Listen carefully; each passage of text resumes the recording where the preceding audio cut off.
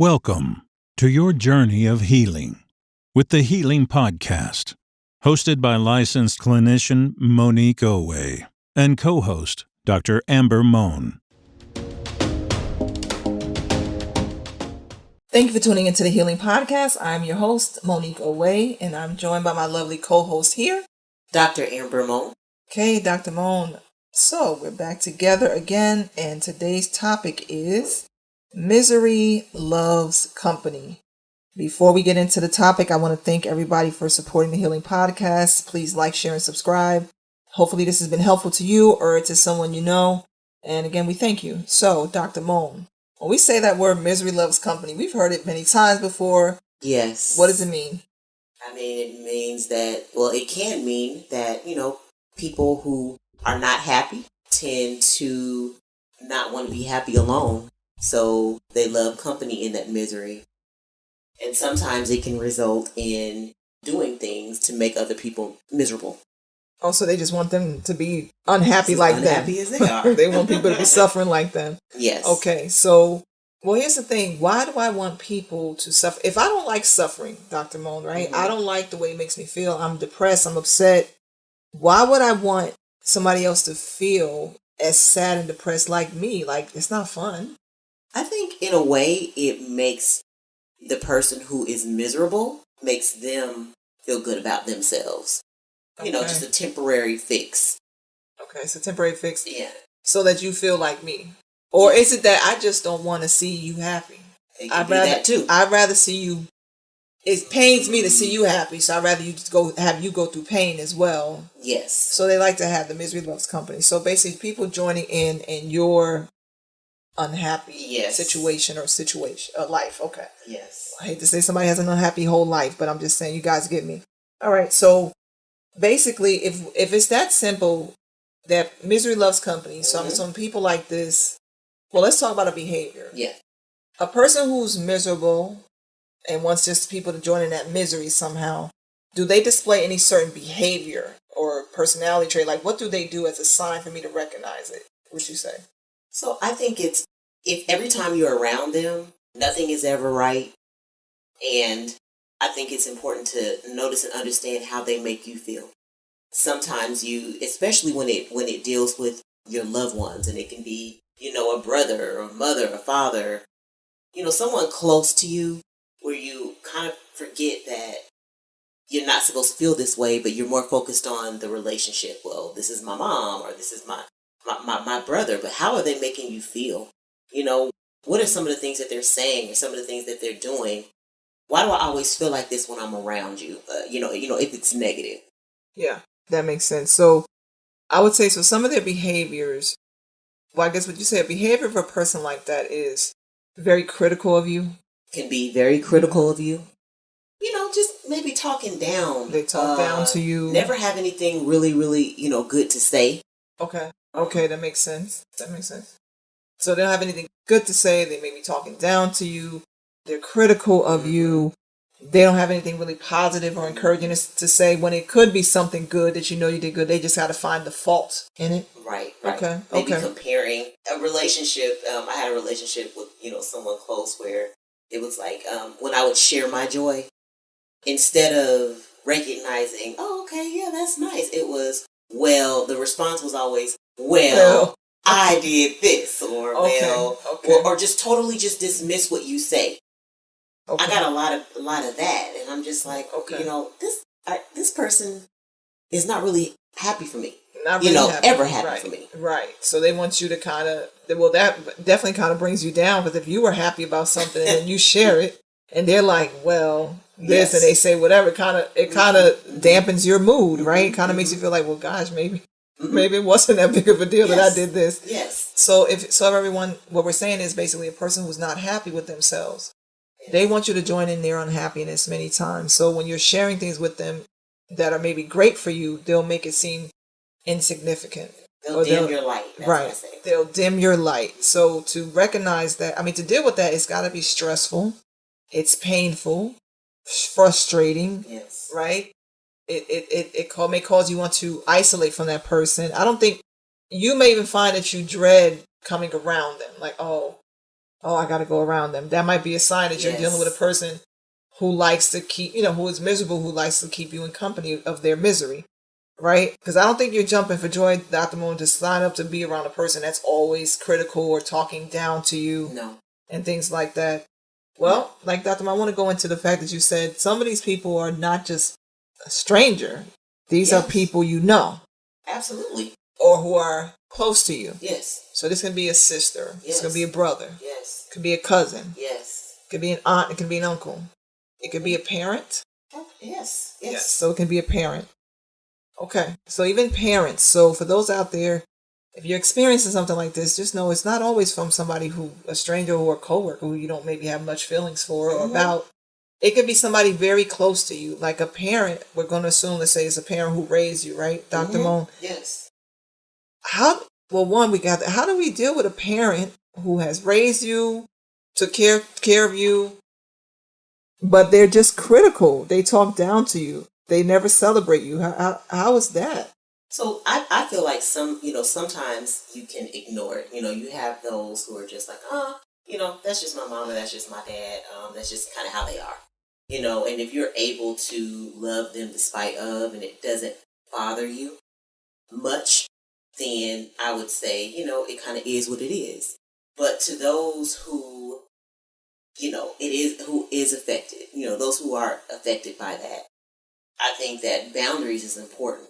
When you, and be, so what you're feeling, and I just want to validate you, what you're feeling is right, is valid. And so boundaries, you do not have to continue to listen to that or take that, especially when it interrupts what you have going on in your life, or you find yourself unhappy, sad, or just always upset, or when you go when you're around, you're a parent, if it's one or both, you're unhappy, then recognize that, it's time to kind of back away and put some boundaries up. Doesn't mean that you don't love them. Doesn't mean that you don't, want them to be happy and wish. But what you don't want to do is take that with you and carry that with you. That makes sense. So they really can't always be in your space. Absolutely. Okay, so basically everyone, if you're feeling that way, it's okay to know this person can't be around you. They can't be in your space. That just might be how it is. You love them from a distance, maybe. Okay, so we'll talk more about this topic, about maybe how you can deal with it, how you can recognize it. But we're going to make a quick segue here. You guessed it. We're going to get into the situation. Dr. Mohn, what's our situation for today? All right. So, Dear Healing Podcast, I would like to hear your thoughts on NDAs. I'm guessing that's non-disclosure agreements in relationships. Recently, I was listening to an interview, and a celebrity disclosed that they require their partners to sign an NDA. I have heard of other celebrities doing this as well. This sparked a conversation at work, and a group of us were divided on it. Some said they understood and wouldn't have a problem with signing one. Others felt it was a lack of trust. What do you think? That's a good one. I've heard some stuff in the news about NDAs, and it's a toss-up for me. I always ask myself, I'm not no one famous, so I probably never need one. But I would want to know my thing is why would you want me not to possibly speak my truth, or if something, happened between us, why wouldn't you? Like, why are you already pre-planning for that? That's my thing. However, being in a position where you have a lot of money, or, you have you're known to a lot of people, you have to kind of keep a quiet, or, things discreet. So it's a toss-up for me. And I think my answer is going to be to each their own. I'm not going to say that I'm against one, but I'm not going to say not. So, I don't know. What do you think, Monique? Okay, NDAs. So, yes. So, I can see why a person may want it, because some people will try to profit off of your privacy. Meaning, like, if you're with somebody intimately, right, they know, and you're sharing with them, you're in a relationship, you know about their secrets, you know about their past, right? And they may not want that out to the public because it's private. I'm not saying anything that they did criminal. I'm talking about they may have told you about something that happened to them as a child that they don't want the public to know. And you, if you break up with them to be spiteful, you'll release it to the media because that might get you some money, right? Because you have something juicy on that celebrity. So I can see them wanting to do it to protect their privacy, to make sure you're not going to release what they shared with you in a moment of them being vulnerable. Yeah. I think what happens with NDAs, you have to see what's in the NDA. If it's about keeping our intimate life private and what we did, I'm probably for it. But if it says something like I can't disclose anything, then I wouldn't. Meaning, like, because if you were abusive to me, then I can't disclose it. So I would make sure what you would do is if a person presents with an NDA, I think you should have somebody read over it and make your clause to it. Nope, I will agree to this, but I won't agree to. Like, once you harm me, it's out the door. Kind of like a prenup. It'll say that it's a prenup, but the moment if an affair happens, it goes out the window. Same thing with the NDA. I think a person should put a clause in there like, this is all good and well, unless you do this to me, then it's all out in the open. That's a good idea. So I'm not against it. I get it. Even if you're not a celebrity, you might be a person who was of, maybe you have a high position in your company. And no, people don't need to know how you sleep and what you like in your intimate moments. They may not need to know that. It's juicy to the public, but I didn't need to know that. And I'm not talking about anything really crazy. I'm just thinking like, gosh, I didn't know you were going to tell them that we had this type of experience, so I don't think it's a problem with it. I can see how a person would feel disrespected if they're asked about it, but I think you have to know who you're with. If you do know you're with a person of influence or who has a following or who a lot of people look at for decisions, just know that their life is private. What they share with you is private. I hope you would keep it private anyway without an NDA, and that you couldn't be coerced to give the money, to give the juicy interview, but we're humans and sometimes we get mad and we want to spill everything. So I would say make sure it does not harm you. The NDA is okay as long as it won't harm you. That's what I'll say about that. So yeah, it will be up to you. All right. So anything else on this, Dr. No. Okay. So before we go ahead back into the topic of Misery Loves Company, we're going to have a quick word from our sponsor, Healing Expressions.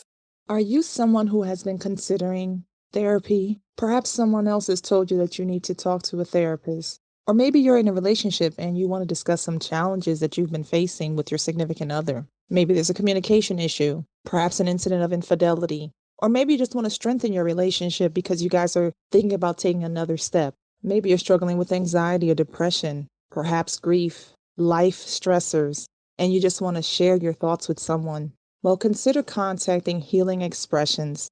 Healing Expressions is a private practice located in the Atlanta, Georgia area.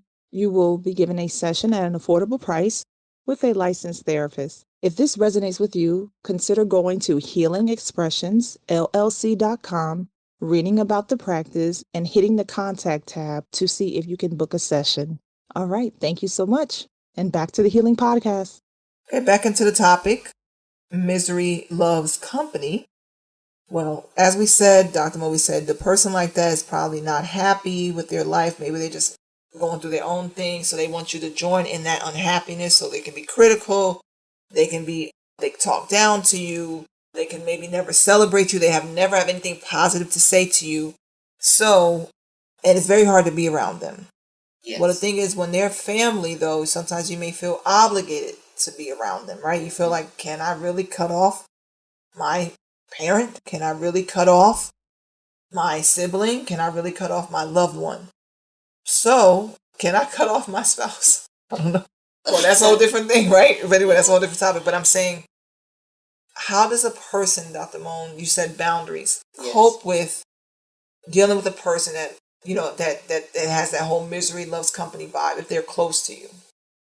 So, boundaries is it. You decide what's comfortable for you.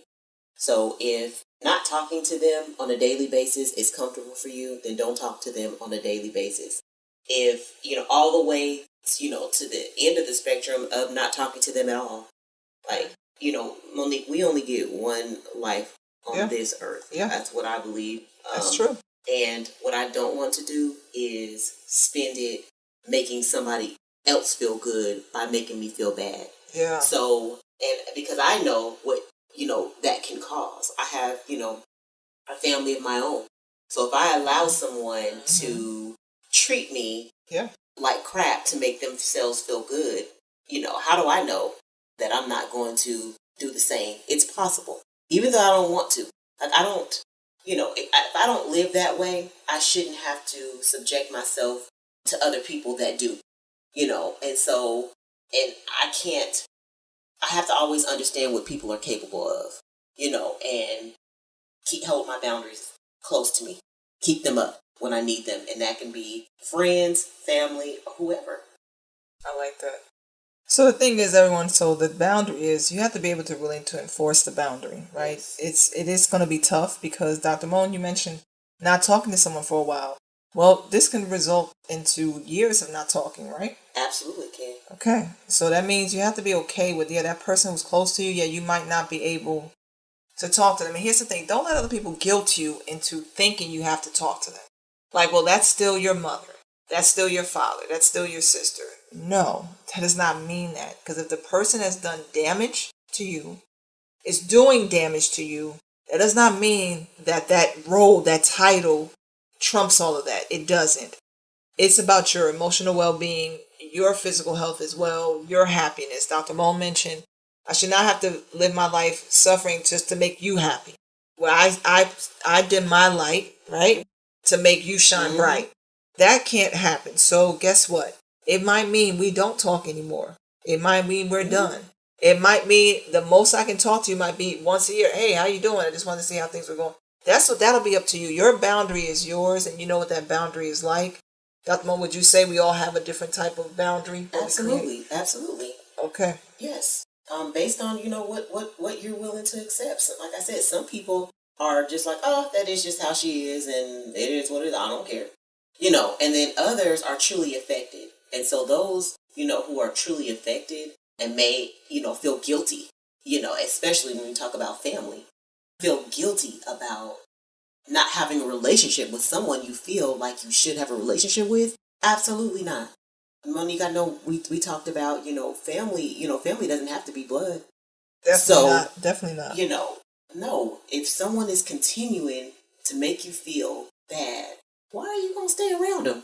Why are you going to, remain in their lives and allow them to continue treating you the way you treat, just because they're family, just because they're blood? Absolutely not. No. Absolutely not. And you're right. Family is who you make it. Okay. Yeah, we're born into a certain family. Yes. But that doesn't mean they have to remain connected to us like that family. Sometimes our friends are more family. Our other co-workers become family. So that's going to be a choice for you to make for yourself. But I hope you choose you. The whole point is choose you. You do not have to suffer just because for the sake of a title of a relationship.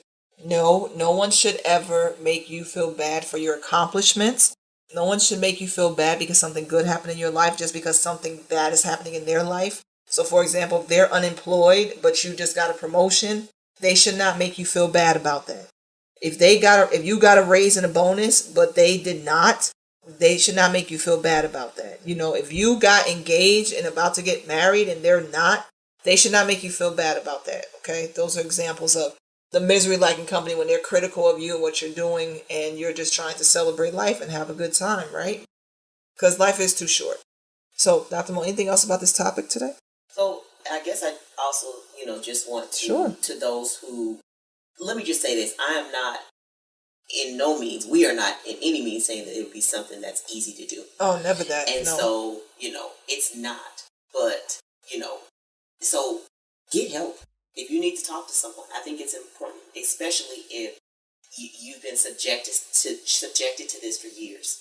Yes, if you were treated like this from childhood on through adulthood, you may need some help kind of figuring things out and being okay with that. Because even, when we talk about family, sometimes, that guilt will eat you. And so, no, you get help if you need it. Get counseling, therapy, get someone if you don't want to do that. Get someone that you can trust, and talk to them and, get it out. So I just want to add that. No, thank you, Dr. Moore. That was a wonderful point to add. Yes, we do not want to minimize what this will be like. This is a big weight. It's not something that can be taken lightly. So thank you, Dr. Moon.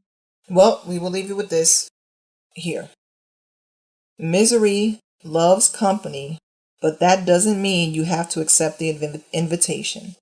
I'll say it again. Misery loves company, but that doesn't mean you have to accept the invitation. That is by Gary Renard. We thank you so much for tuning into the Healing Podcast and for your support. Please like, share, and subscribe, and we'll talk to you soon. Bye-bye.